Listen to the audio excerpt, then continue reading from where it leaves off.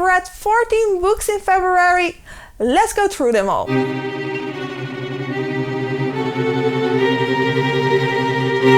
Last month I have read 14 books, and that is kinda of a funny coincidence in a number, because it was Valentine's Day on the 14th and I have read 14 books. Sorry, I find that very funny. In this video I will talk about all the books that I've read last month. I will give you a little summary, my star rating and my opinion. Like always, please check your trigger warnings, because I do read a lot of extreme horror and this is not everyone's cup of tea. All of my ratings are based on my own opinion. A book that I liked might not be a book that you liked. But I do love to hear all of your opinions, so please leave them in a comment down below.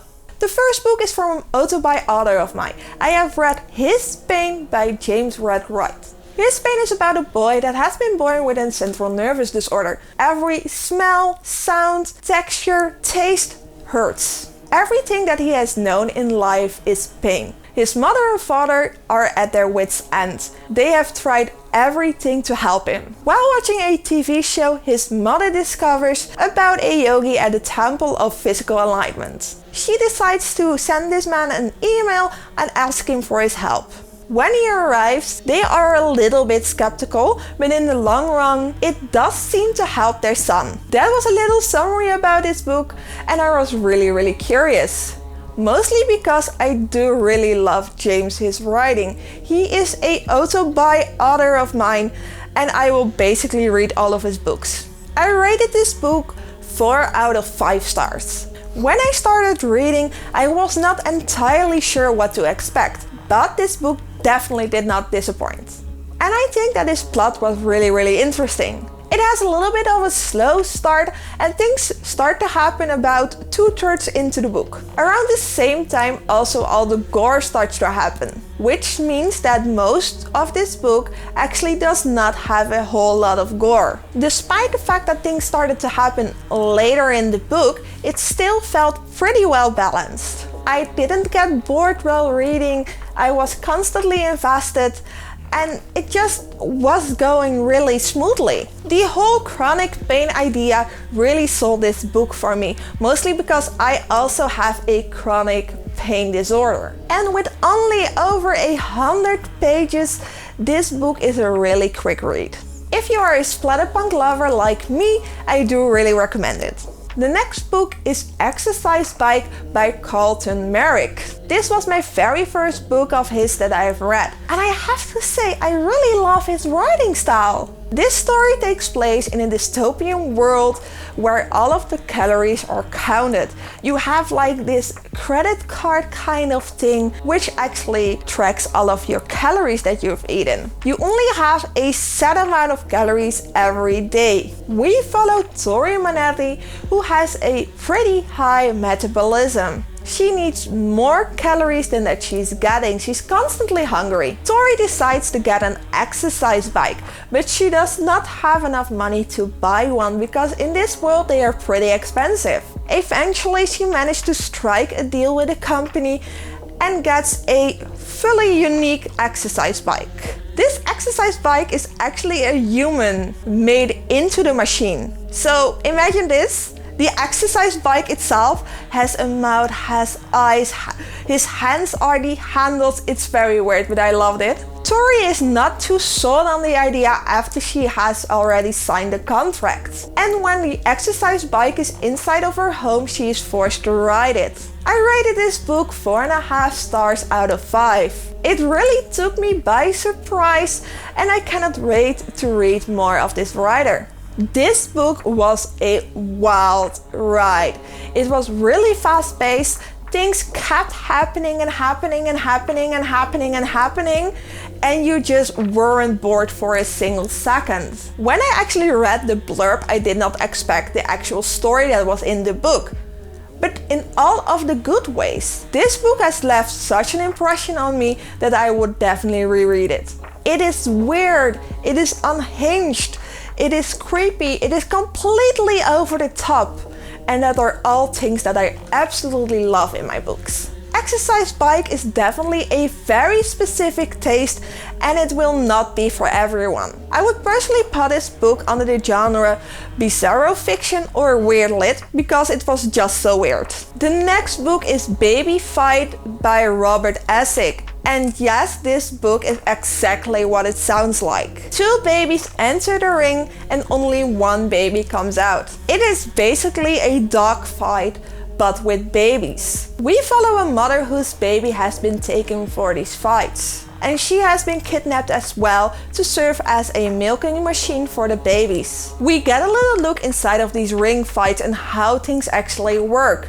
I don't think that it's medically accurate, but it was still very funny. I rated this book 3.5 stars out of 5 simply because it was just so much fun. While the baby fights themselves were quite unrealistic, some things actually stood out to me. There were some details about depression that were pretty accurate. Baby Fights is a book that I would definitely not call a literary masterpiece. It definitely is a book on which the saying goes, I said that I liked it, not that it was good.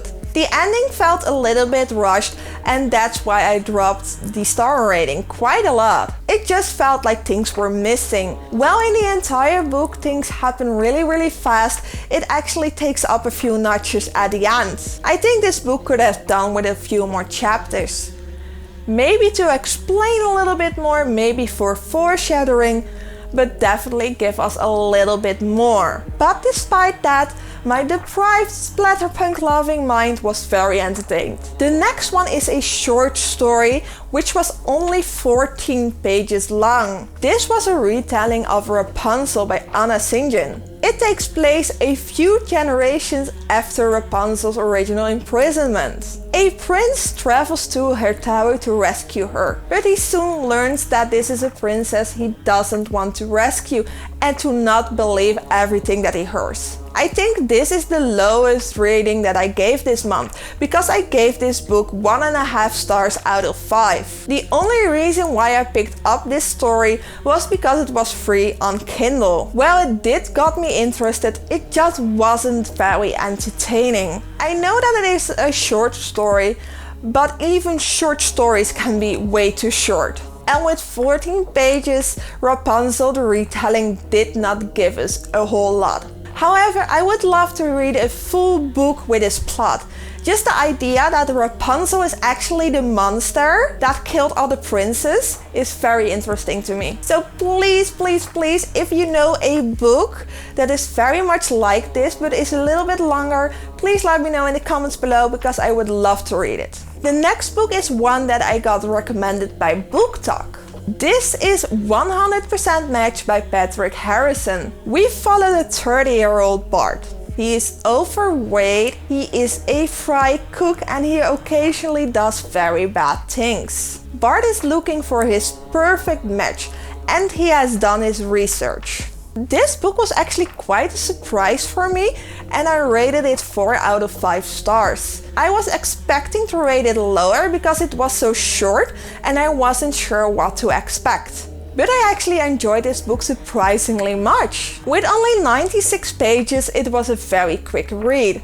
It gave just enough information about the characters to make it interesting. 100% Match is a very weird book and it definitely has the telltale signs of a splatterpunk. At the end of the book, it kind of left me craving more. And this is when I discovered that there was actually more. There is actually a spin-off of this book about the lady that Bart is interested in. This book is called Queen Boss Slay and I put it on my TBR list so fast. The next book is actually also by an author of mine, Aaron Beauregard. Ever since I have read his book Playground, I am sold on his writing style. This time I decided to pick up the book The Cuck.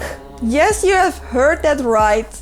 The guy that sits in a chair while his beloved does the deed and watches. After a night out, Mickey and Ben are looking for some entertainment. They find a very obscure backpage ad in the newspaper and decide to give it a call. They call this lady called Bessie and she's actually looking for some fun. When they arrive, they meet this old man who is the husband of Bessie, and he tells them that he would like to watch while they pleasure his wife. When it is all over and the two boys return home, it feels like a distant nightmare. The only problem is this is a nightmare that neither Ben or Mickey can awaken from, and they start seeing the old guy while doing the deed. I did not expect to like this book as much as I did, but I still rated it 4 out of 5 stars. It is definitely a splatterpunk book with plenty of gore and body horror, but that is to be expected when picking up a Aaron Beauregard book.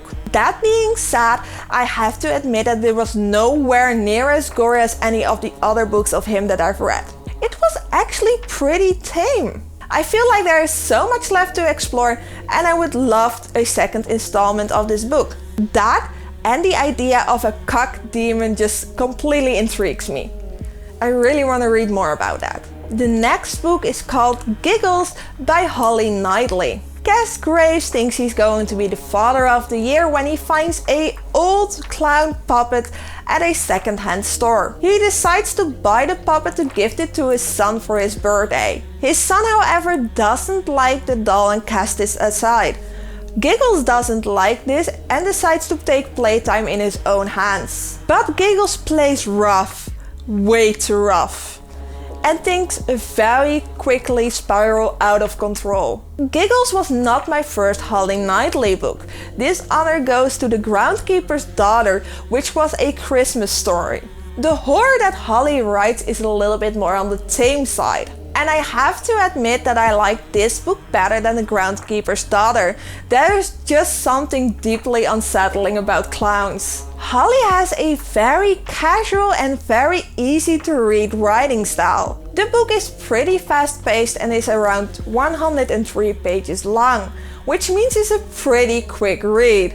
I rated this book 3.5 stars out of 5, and it is mainly because it had a very rushed ending. If there is one thing that makes me rate a book lower, then it is a rushed ending. I did like the build up to the climax of this book. It felt very suspenseful. You're probably going to hear me say this a lot on this channel, but I would have liked a little bit more foreshadowing. Due to the lack of foreshadowing, the ending threw me a little bit off, which was a real shame because otherwise the book was really enjoyable. Giggles had a delightfully creepy atmosphere and was the perfect short palate cleaner between books. I also decided to give a new writer a chance. I found the Boogeyman under my brother's Crypt by Ben Farding. This was my very first book of his, and his writing was so enjoyable, it was so good. Rachel hears a laugh coming from her baby brother's nursery. She races off to go take a look. When she enters the room, she finds a shadowy figure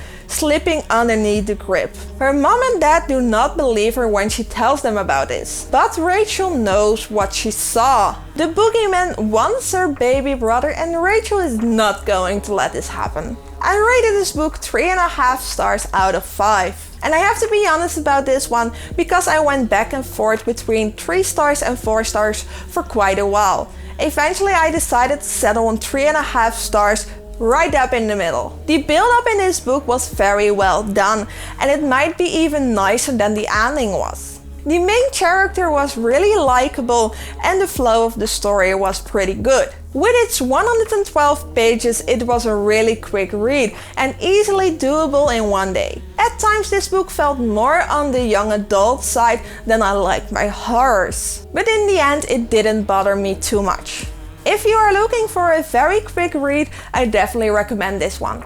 Even though I rated it quite low, I think it is one of my favorites of this month, simply because it stayed with me for such a long while. I just keep thinking about it, and for me that is the sign of a good book. Next I have another splatterpunk short novella. I have read Skin by Audrey Rush. Teddy Wright is tasked with a very strange taxidermy request. A mother asks him to preserve the body of her daughter, but he has never preserved a human body before. But after the corpse awakens a dark desire within him, he is determined to become a master at it. He just needs a little bit more practice. I I rated this book 4 out of 5 stars and I was just blown away by it. The very reason that I wanted to read this book is because I know that she made a full-blown novel about this very subject. This book also is no longer in production because of that.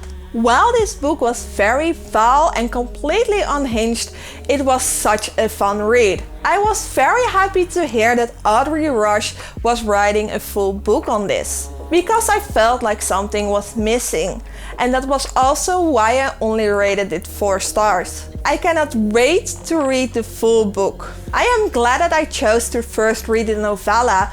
I now got a taste of it and I just want more.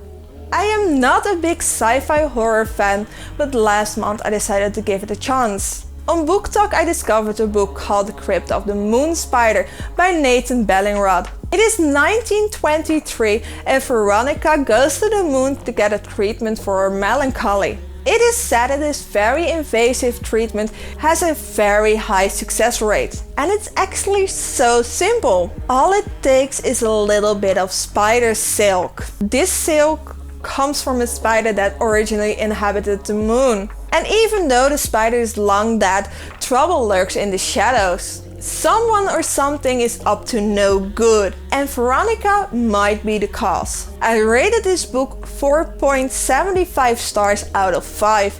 I felt like 4.5 stars was doing this book short. It had a very haunting atmosphere, and I think this is what made the book so good. The writing has a very gothic vibe to it.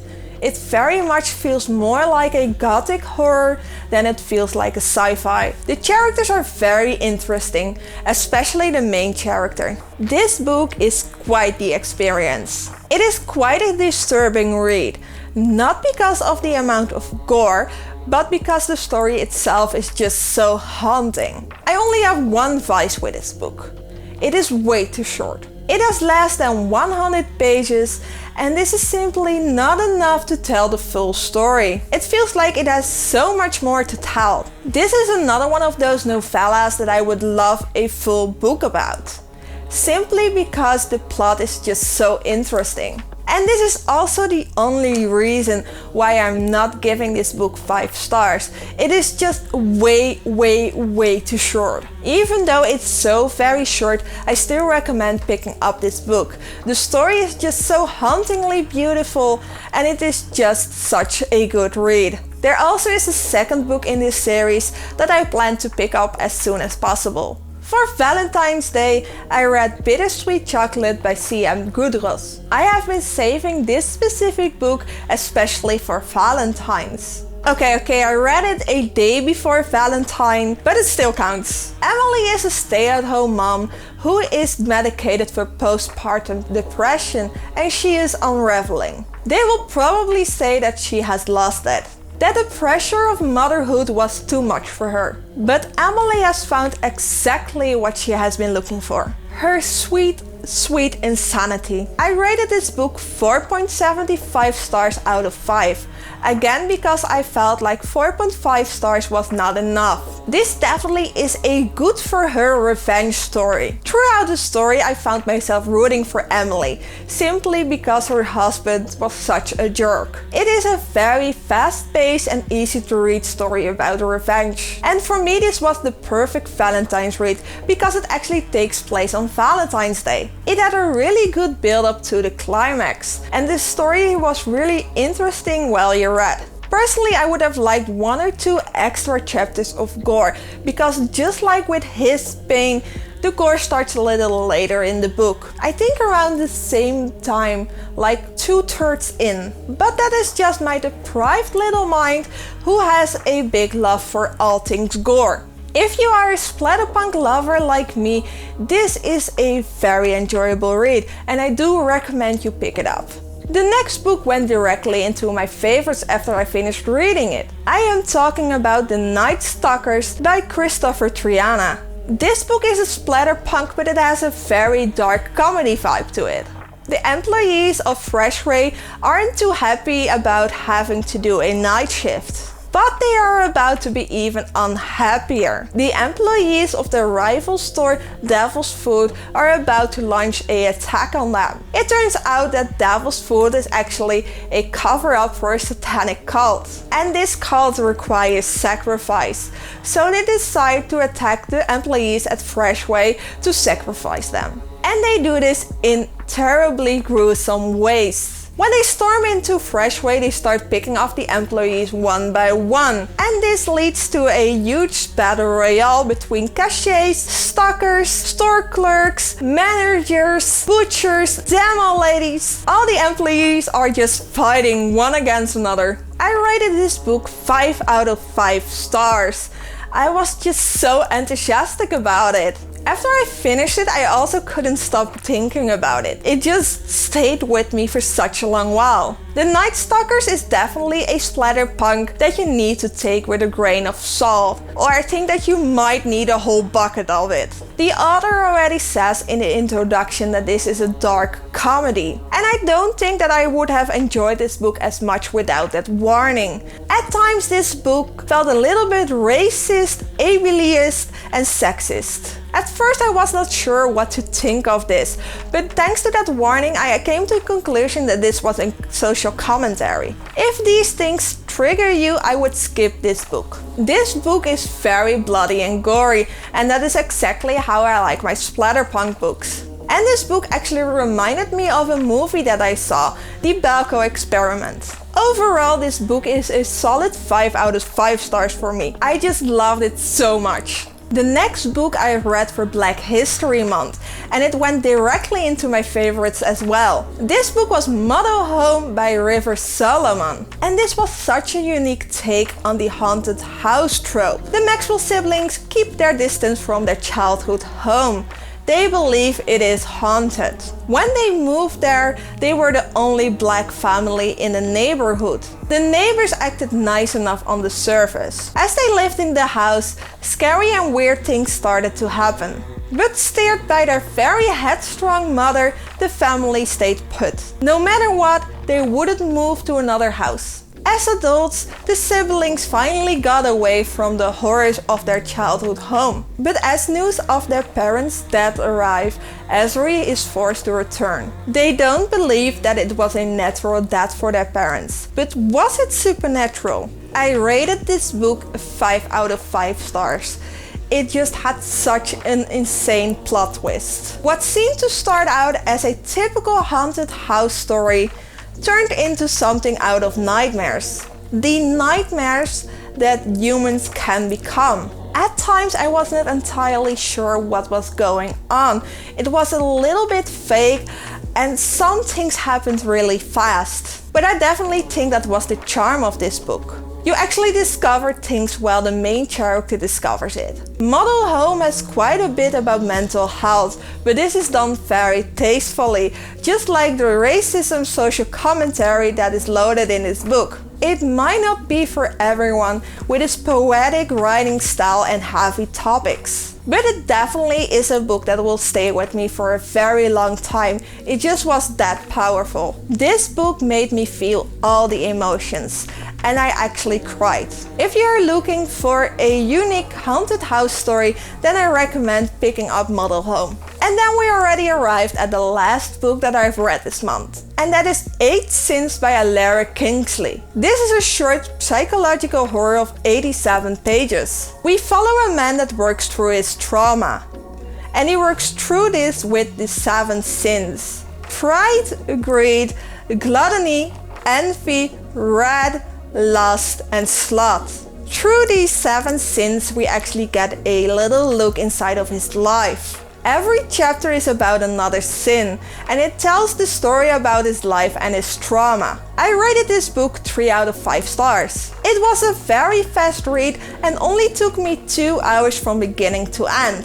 While the book was pretty entertaining, it dragged on at some points. Personally, I think that most chapters could have done with 1 or 2 pages less. Simply because while reading certain chapters, it just felt like the writer was repeating a lot. That being said, I did like the writing style. It is very casual and easy to read. Even though the book is quite chaotic, it still has a clear storyline. But I feel like this chaos is done on purpose, because you follow the main character's descent into madness. And it definitely does feel like you're slipping with him. While this was not the best book that I ever read, I have to say that I still really liked it. And I can definitely see Kingsley's potential. It definitely is there, it just needs a little bit more polishing. 8 Sins was a very solid debut novella, and I cannot wait to see what else he is going to write. I will definitely be keeping an eye out on this author. And that were the 14 books that I've read in February. My favorite books of the month were Model Home and The Night Stalkers.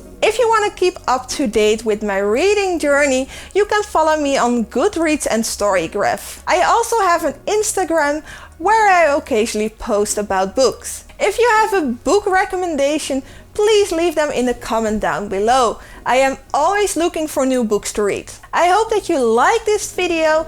Please leave a thumbs up, leave a comment down below, and don't forget to subscribe on my channel if you haven't done that yet. Thank you so much for watching, and I will see you in the next video. Bye bye!